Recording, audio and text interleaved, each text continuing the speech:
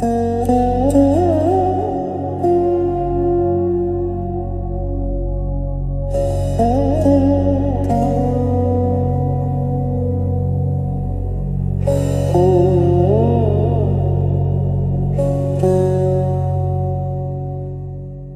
dear learners, and a very warm welcome back to this course on Introduction to Indian Psychology. I sincerely hope that you found the time to look through the previous lesson, which was about self and identity.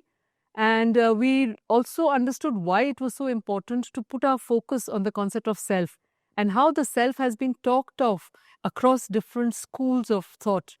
We also understood that the whole purpose of the Indian psychology is to go from the small self, with a small s, the ego self, all the way up to the highest self with the capital S. And in Sanskrit terms, it could be the terms from Jiva, which signifies the ego self, all the way up to Atman, Brahman, Purusha. There are many terms.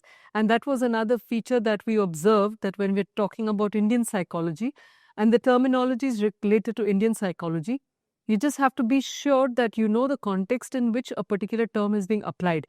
Otherwise, it can cause a lot of confusion. So learn this vocabulary, because that is also part of the larger Indian knowledge systems movement of keeping alive the paramparas of different knowledge traditions. So coming to today's talk, we are going to be looking at the spectrum and map of consciousness. And my focus here is really going to be on talking about how Sri Aurobindo understood the spectrum of consciousness and what was the map of consciousness that he was proposing for us.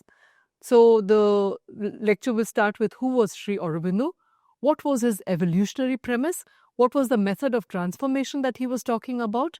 Integral yoga is a yoga philosophy that he has propounded. What were the dynamics of practice and the two forces involved therein? The metaphysical framework of integral yoga, he talks of involution and evolution. And then he also proposes the vertical map, the planes of being, where he's talking of the two hemispheres, the spectrum of consciousness. There is also the concentric maps, the inner worlds. So he's done some very interesting mapping of the planes and parts of the being. And then we look at what his ideas of transformation are, and then some comparative study. So who was Sri Aurobindo? Sri Aurobindo was born on the 15th of August 1872. 15th of August is a memorable day for us because it's the day we got our independence. And then he passed away on the 5th of December 1950. He is the propounder of the integral yoga known as the Purna Yoga, and he did it alongside the mother, who was called Mira Alfassa, and she was from France. When she saw him, she realized that he was the guru who was guiding her through her meditations, and then did a complete surrender and came and became a collaborator for establishing the Sri Aurobindo Ashram in Pondicherry.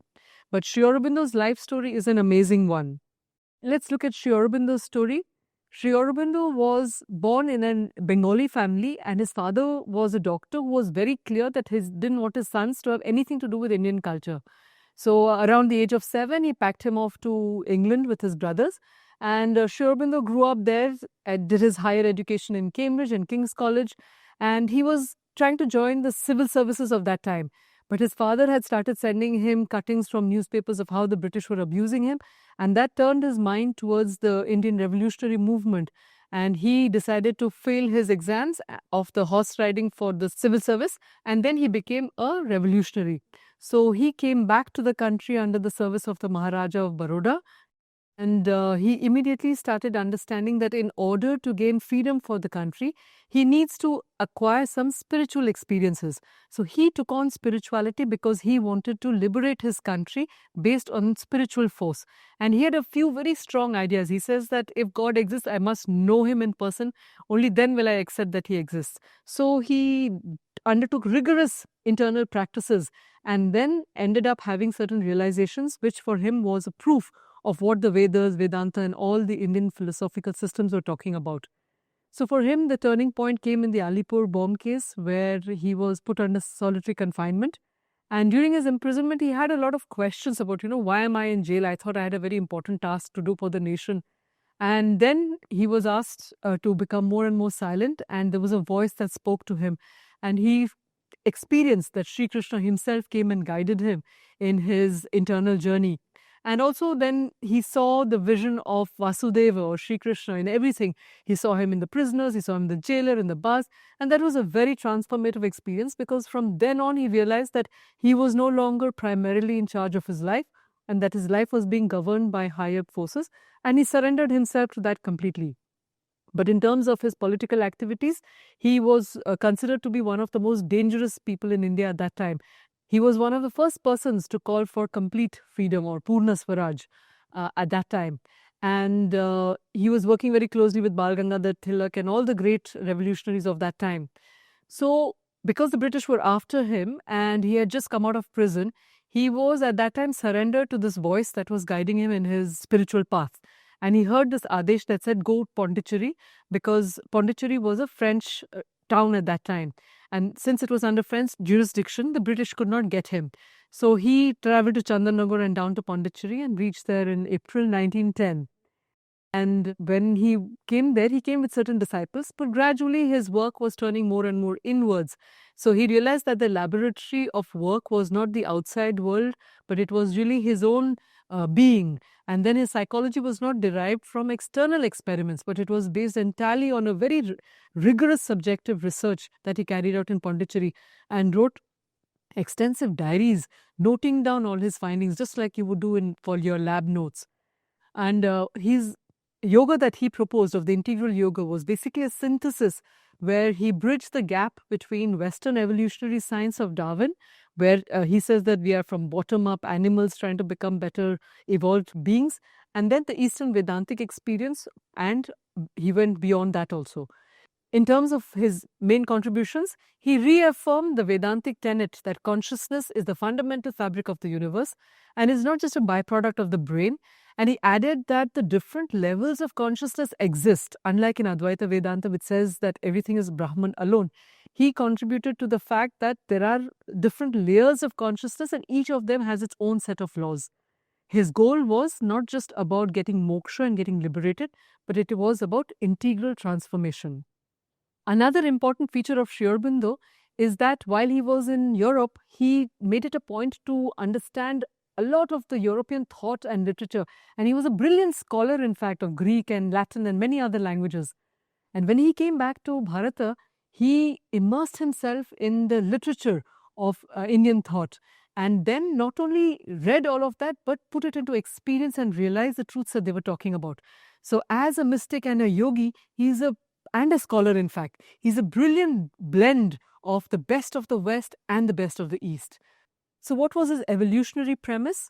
Here we see that there is a different position between him and Darwin. Darwin talks of the evolution of forms from ape to man. Sri Aurobindo says that there was in fact initially an involution, and we find this in all the ancient Indian texts as well. So there was an involution, and all of us are in a process of an evolution. So an involution of consciousness that is leading to an evolution of consciousness. We are trying to rise from matter to spirit. And what was his thesis? He says that just as life emerged from dead matter and mind emerged from animal life, similarly, he talked of a layer of consciousness known as a supermind. He says that will emerge from the current human mind. And his quote is that man is a transitional being. He is not final. The step from man to superman is the next approaching triumph of evolution. What was the methodology of transformation that he proposed? And what is the integral yoga, the Purna yoga that he propounded? So he talks of the synthesis of paths, as we saw earlier. He talks of the fact that there are the merger of three classical yogas that need to engage the whole being in order to arrive at this integral transformation. So he talks of the Jnana Marga, where he says that one has to engage the intellect to see the one in the many. Then he talked of bhakti or devotion, where he says that one has to involve the heart and the emotions to love the divine in all things. And therefore, surrender is a very important practice in the integral yoga. And finally, he talked about the importance of karma, that one has to engage in will and action to offer every task as a sacrifice or an offering. And his philosophy is all life is yoga, and this is like the opening line of his important Shedavr, which is known as the synthesis of yoga. He says, no activity, be it studying, eating, working, nothing is non-spiritual if it is done with the right consciousness. And what was his target? His goal, if spirituality, was not an escape into the void or heaven, but it was about the supramentalization of earthly life. So it was not a quest for divine life, but to make life itself divine. So what are the dynamics of practice that he proposed? He talked of aspiration or abhipsa as being a very important component, which is not a mere wish, but a burning, persistent will for the truth. He gives the analogy of a man who is thirsty in the desert. The intensity with which they would want water is the kind of intensity that we need to have in order to seek the divine. He also talks of rejection, of pratyakhana, and this is the constant psychological discipline of identifying and refusing lower movements like ego, pride, anger, and inertia. Another very important idea in the integral yoga practice is surrender or samarpanam. And this is the active opening of the ego to a higher power. It's important to note that in the integral yoga, the surrender is not just like a passive giving up of what one has, but it is an active choice to let a higher intelligence lead the individual in all their actions all the time. Another important quality that he talks of is equanimity or samatha. This is the psychological shock absorber. It is the ability to maintain a calm and equal mind in the face of both praise and insult, success and failure. In fact, there are a lot of resonances of what Sri Aurobindo talks of for the practice that are there in the Gita as well. And the last one is what he defines as kind of a yoga. He says, yoga samatvam uchyate. This ability to keep an equanimous state of being in any kind of circumstances, what is known as yoga. Moving on, we see that Sri Aurobindo talks of two forces at work. There is the ascent, which is about the human effort. It is our discipline, sincerity, and persistent focus that helps us climb the ladder of evolution within us. The other is the descent or the divine grace that comes as a response of the universal force, or he calls this the response of the supreme divine mother's force. The analogy is that of a sailor who does not create the wind, which is grace, but he must simultaneously and meticulously prepare the sails and steer the rudder, which is individual effort. Without the wind, the ship is stagnant, but without the sails, wind itself is useless. And therefore, what's the secret? In the end, even the aspiration to grow is revealed to be a secret call from the higher force. So there is an important aphorism that he said. He says, the one who chooses the divine has been chosen by the divine, which represents this idea. I also thought it would be valuable to present to you Sri Aurobindo's symbol, which depicts what we have just talked about. So these are in the words of the mother, and the mother was his spiritual collaborator, a French woman called Mira Alfassa, who started her spiritual journey very early. And in her meditations, she would see this figure whom she called Krishna. When she saw Sri Aurobindo, she recognized him as being the Krishna of her visions and did a complete surrender. And later on joined him for starting the ashram and also looking after the ashram when he retired for his spiritual work. So what is the symbol telling us? She says, the descending triangle represents the Satchidananda. So this one here. This represents the Satchidananda. The ascending triangle, this one, represents the aspiring answer from matter under the force of life, light and love. The junction of both, the central square, is a perfect manifestation, this one, having at its center the avatara or the supreme, the lotus. The water inside the square represents multiplicity, the creation. So water is a very important symbol of consciousness, of creation, etc. So what is the metaphysical framework of involution and evolution? The evolutionary premise of Sri Aurobindo is that man is a transitional being and not the final rung of evolution. So he says that our status is like we are amphibians, half in water of animal instincts and half of the land of mental reason. His logic is that if evolution produced man from the ape, it cannot stop here. Mental man is only a bridge and cannot be a destination. He then talks of the next level of consciousness, which is the supermind. He said the next species will operate through truth vision, intuitive oneness, rather than fragmented reason, logic that divides us. And we'll understand this further. And what is the context of research? He says this aligns with the teleological view of evolution. He says that there is a goal or a pull from the future. It's not just an evolutionary movement, but there is also as if there's a pull from the future to help us rise above ourselves. So here he proposes a vertical map of the planes of being, and this corresponds to the 7 worlds in the Puranas.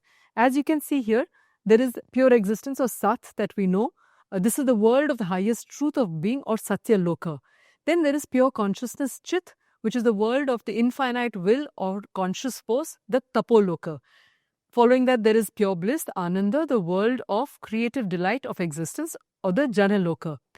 Then we have the knowledge or truth, the Vijnana, which is the world of vastness, the Maharloka. And below that you have mind, the world of light, Swar, life or the nervous being, which is the worlds of various becomings, the Bhuvaha. And finally, matter, the material world, or Bhur. So we know that Bhur, Bhuva, Swaha, Maha, Janaha, Tapaha, Satya. These are the different worlds that the Puranas talk to us all about. And to the right side, you will see that there is the Supreme Satchid Ananda. That's the triple divine worlds that are talked of. And the middle principle is the link world, the supermind, which consists of the truth, the right, the vast, or Satyam, Ritam, and Brihat. These are manifested in Swar, and within these 3 luminous heavens. And after that, we have the triple lower worlds, or the pure mind, heaven, Dhyau, the 3 heavens, then the life force or the mid region, the Antariksha, and finally matter, the earth, which is the 3 earths. And here we also see that we have these 7 worlds. I've drawn them out for you separately. We see here that these 3 worlds that you have, Satchit Ananda, and this is together is what is there in the Panchakosha level. And we have Annamaya, Pranamaya, Manomaya, and then we have Vijnanamaya, and then Anandamaya. So that Anandamaya implies these 3. So Sri Aurobindo says that these 3 worlds represent the world of knowledge, that are established in knowledge, and everything works in the light of consciousness. The lower 3 worlds are the worlds that are functioning on the basis of ignorance and division. There is a link principle. So his main question was, how did these 3 worlds of pure consciousness convert into the world of limitations? And he says that it is the link world, the Vijnana Kosha, where there is a understanding, or there is a map of the higher consciousness onto the lower consciousness. So this is what Sri Aurobindo calls the supermind, or the supramental plane. And what he says is that when we are talking of the evolutionary process, he says that there was initially an involution from the top 3 planes into the lower consciousness, or the lower hemisphere. So there's this upper hemisphere and the lower hemisphere. And this is the process of involution. And now we are completely moving on to the process of evolution, which is going from the lower hemisphere to the upper hemisphere. All right. And so what do we see? We see that there is Sat. So what happened to Sat? Sat reduced its own capacities and became matter. What happened to Chit? Chit hid its capacities and became life. And then we have Ananda, which then manifested itself in the formulation of life and mind together. So let's move on and see what Sri Aurobindo's definition of involution or avarohana is. He talks of this as a descent, as we've just seen.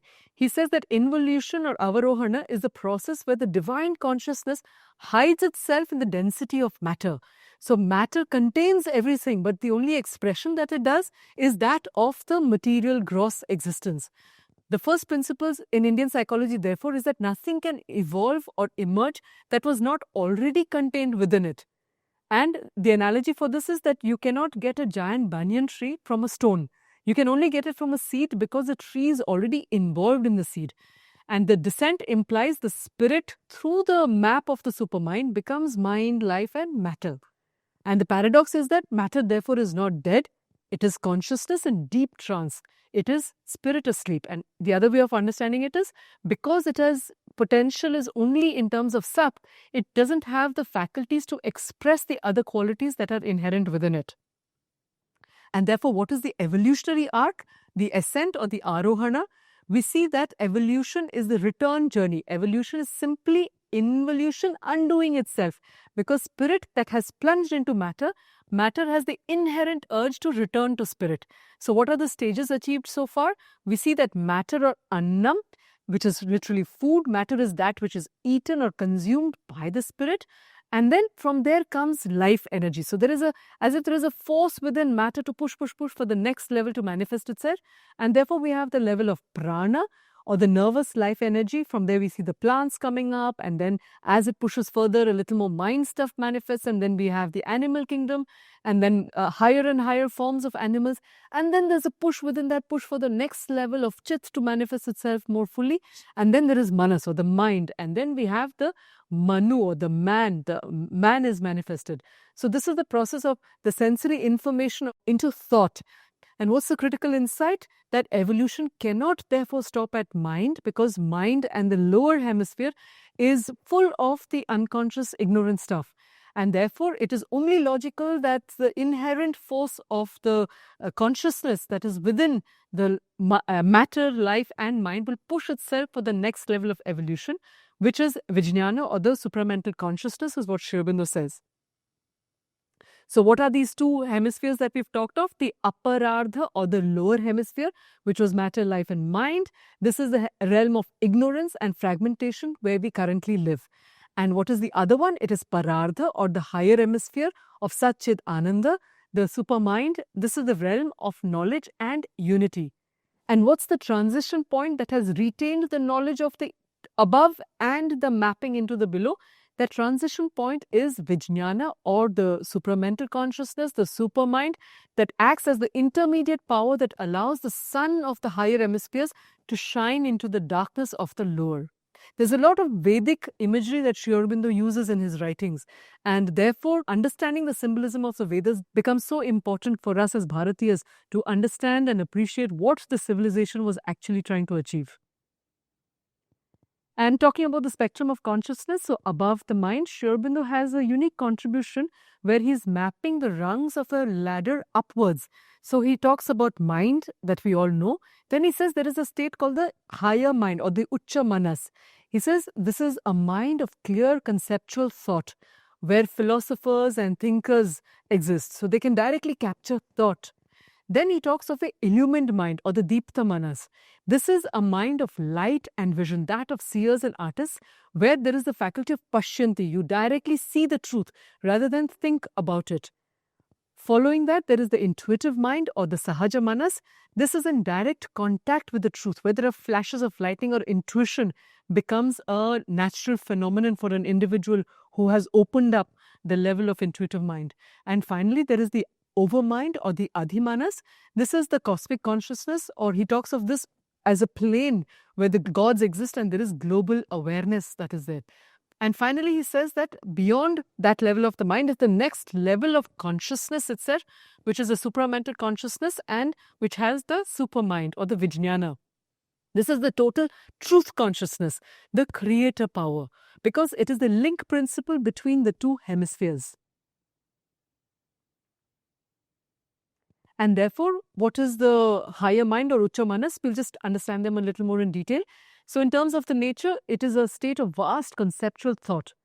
As experience, you no longer think in sentences, you think whole masses of truth as a landscape. You see the whole thing. And then in psychology, it brings a profound clarity, calmness that purifies the lower emotional turbulence. The illumined mind, or the Deepta Manas, this is the realm of vision, or Pashyanti. And the analogy here is that if the higher mind is the moon, reflected and steady, then the illumined mind is the lightning flash, direct and fiery. And he talks of the experience corresponding to the fact that truth is not an idea. It is a vivid image or light that transforms the vital energy into joy. In terms of the next level, he describes it as being the intuitive mind, or the Sahaja Manas. He describes the nature as having a direct contact with the essence, the aha moment that is always permanent, because you're just seeing this entire truth and getting flashes of that higher consciousness in your mind stuff. So he talks of a fourfold faculty that emerges, where he says suggestion, or there's a hint of truth. Then there's discrimination or viveka, instantly knowing the true from the false. There is inspiration or satya shruti, there is a hearing of the truth. And finally, there is a revelation or the satya drishti, the seeing of truth in its essence. And these are features that they talk of the Vedic rishis. They were satya shrotaraha, mantra drashtaraha. They did not think out the mantras and, compose them through their own mind stuff. They just opened their consciousness and they opened their mind to such a level that suddenly they were flooded with the answers to the questions that they had about life and its journey that we are all on. And next we have the overmind or the adhimanas. Here we talk of it as cosmic consciousness, the summit that is reachable by human effort. In terms of the experience, one feels that one's consciousness is spread across the stars. This is a plane of the gods and great religious inspirations. And in terms of the limitations, it sees all truths, but sees them as separate. So many of the darshanas would have probably emerged from this state of mind, where you can either say it is Dvaita, or it is Advaita, or it is Vishishtadvaita. This ability to see all of them as parts of a greater whole possibly happens only when one reaches the supramental level. So he says it cannot yet reconcile the many into the absolute one. And finally, the summit, the supramind. So this is by definition the truth consciousness, and the difference is that in our mind, knowledge and will are separate. We know what is right but can't do it. In the supermind, to know is to do.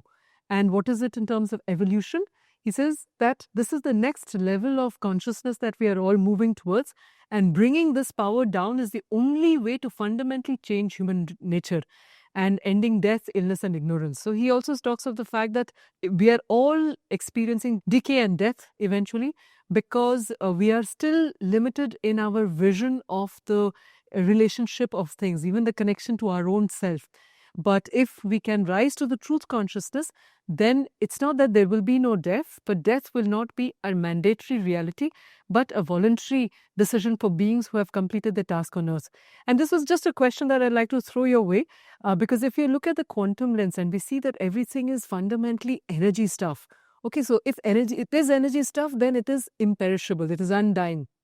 And that energy stuff is at the foundations of our bodily content as well. So if you zoom into the hand far enough, you will arrive at that consciousness stuff that is there.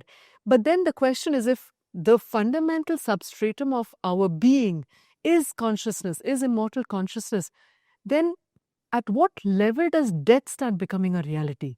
This is a real conundrum to think about. And the mother answers this in her own way, where she says that the reason why we go through life's experience is an opportunity for each soul to be able to tip that balance, where the spirit tries to use matter to express itself in its fullness. But if matter becomes too rigid, matter becomes incapable and tired, then the spirit decides to discard that particular form and take on a new one. So every lifetime is an opportunity for us to try and help matter rediscover the qualities of spirit within it. To give you an analogy, it's like clay. When you've just got clay, you can mold it into any shape. But the moment you fire it, then that clay becomes rigid, and if you try and mold it, it will break. So the whole invitation is, how can we continue retaining the properties of clay and yet allow the heat of tapasya to shape us, but not losing the plasticity of clays? And the mother talked of bringing in these qualities into the very cells of our body, to awaken every single cell of the body to this consciousness that it fundamentally is. And then we will see whether there would be the need for death at all. And if at all, then what happens really to that whole process? So Sri Aurobindo writes of this in great detail in his works like The Life Divine, The Synthesis of Yoga, that are worth reading about. So what are the concentric maps or the inner world? So this map has been drawn by Dr. Matthias Cornelissen, who is the founder of the Indian Psychology Institute in Pondicherry. And it is their website, in fact, is one of the most authoritative repositories of work that has been done on Indian psychology. So he talks of this map, and then he talks of the fact that there is this surface being versus the subliminal being. The surface being is just a tiny crust of personality. It is limited, reactive, and easily influenced by the environment. Whereas the subliminal being, which is the inner mind, the inner vital, and the inner physical, These are the inner worlds which are behind the veil. He talks about the fact that these are in direct contact with the universal forces, and this is the source of genius, telepathy, and intuition. In terms of exercise, the most creative breakthroughs happen when the surface mind is quiet enough to hear the subliminal. So, most of us exist on this peripheral surface mind, but he says that the real things happen when we are able to step back from that and connect to the subtler worlds, the subliminal worlds within ourselves. And he also has this idea of the psychic being or the Chaitya Purusha. And this is a unique contribution of Sri Aurobindo's, where he talks about the soul in evolution. He doesn't say that it is just the static Atman, but he talks of the fact that there is from the Atman a deputy of the divine that grows from life to life, which is the psychic being. And he says that the location of that is deep behind the heart center or the Hridaya Guha. And the function of this inner guide or this deputy of the divine or the psychic being is to help the individual in every aspect of their lives. It is the only part of us that is never deceived by the ego. And therefore, the goal is to move from egocentric living to psychic-centric living. And this is an exercise that I would like to leave you with when we're looking at this slide of the psychic being, which is about trying to see that when we are making decisions, what really is the basis of that decision? Is it coming from our surface nature? Is it coming from the inner, the subliminal, or is it coming from the psychic? The psychic being, since it is connected to the vaster stories, knows exactly what is the right thing to do. And many of us hear that voice, but we haven't trained ourselves to be able to follow it. And that is a task that is placed before all the practitioners of integral yoga, at least. And what is this concept of the ego versus the psychic being? So the ego, he says, is a temporary survival tool. It is loud, it demands attention, and it feels separate, and it is easily hurt. So Sri Aurobindo says that ego was the helper, but ego is the bar right now. So at some point it was required for us to discover our individualization process, but after a certain point it needs to be let loose, or it needs to be dissolved in order for us to follow the instructions of the psychic being, which is our eternal person. It is sweet, quiet, filled with sunlight, and seeks only truth and harmony. And therefore, what is a shift in integral yoga? One doesn't strive to kill the ego, but to replace its leadership with the leadership of the psychic being. So while there is an imposter sitting in the car that is driving our lives, which is very often the ego self, the call of integral yoga is how do we put the psychic being in the center of our life's journey. This is a full map. I will allow you the time to pause here and try and understand the relationship between the vertical planes and the horizontal concentric planes. So let's look at the transformation and comparison here. So Sri Aurobindo talks about transformation process, which is about first the fact that we have to move from our ego self to the psychic self. And this is what he calls the psychicization, which is bringing the psychic being to the front, and the character becomes soul-led rather than ego-led. The second is the spiritualization, which is the opening of the ceiling of the mind to let the higher lights, the higher mind, intuition, etc., to descend into us and guide us. And finally, he talks of supramentalization, and this is a final transformation where the supramental consciousness or the supermind changes the very cells of our physical body. All right, so these are long cries, but they are what is the aspiration, and what Sri Aurobindo says is the necessary next step in the evolutionary process of creation itself. It is in this context that Sri Aurobindo goes one step ahead of the normal practices of yoga, which talk about finding moksha as the final stage, where I realize that I'm not this body, I'm not this, I am that spirit self, and I need to go into that liberated condition and be freed from the samsara bandha or the bonds of life. But what Sri Aurobindo says is that that is only the first step. Then you have to bring that consciousness into matter. Once I know that I'm light, I have to consciously descend that light into darkness and bring light within the darkness. And that is the process of supramentalization. Some visuals for you to try and make sense of what we've just discussed. Another way of presenting the same idea.